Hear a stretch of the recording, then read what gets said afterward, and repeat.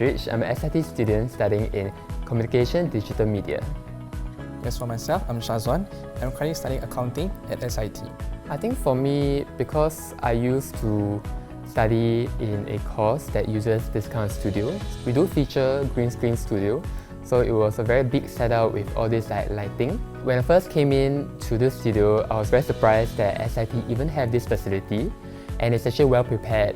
The lighting is pretty even. I don't see any shadows. Most importantly, we feel that every equipment is up to standards. It is a very comfortable environment to do any kind of shoots. So we recently also found out that people actually use this space for photo taking as well, and also any kind of events that they want to use it. So in the future, actually, this will be used for any students in the campus. Okay, as for myself, as I'm not a media trained background, it was relatively a new experience for me.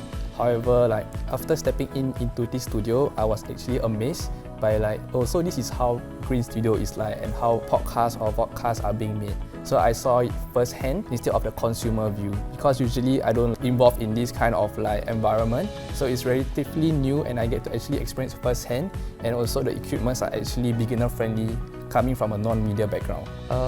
I would say that when I first stepped in to learn all the controls, I find it to be pretty easy to understand, and it's quite automated. A lot of things that would have been done in a traditional set is actually automated, so it actually makes post-production a little bit more easier.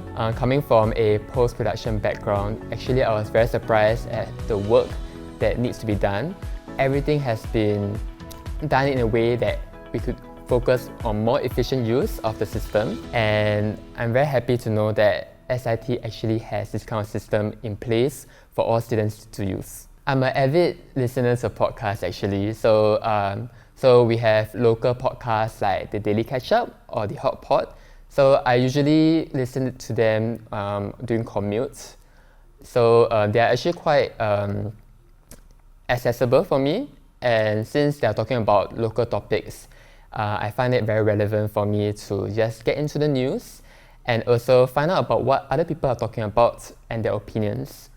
I think for myself, most of my modules actually don't relate to film, but I think back then I have design modules that actually when we present our ideas, we actually have to make it in a video format. So if let's say back then this were to exist, I would actually use this studio to actually how I say this, display my ideas to my professor.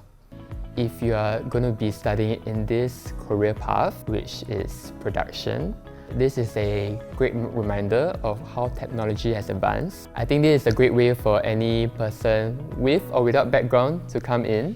As you can see, Shazwan comes from accountancy and has no background, but he was able to integrate himself in the system quite well. In the future, if this system were to be introduced to other companies or even schools, I think it's a great way for people to get interested in the topic of filmmaking.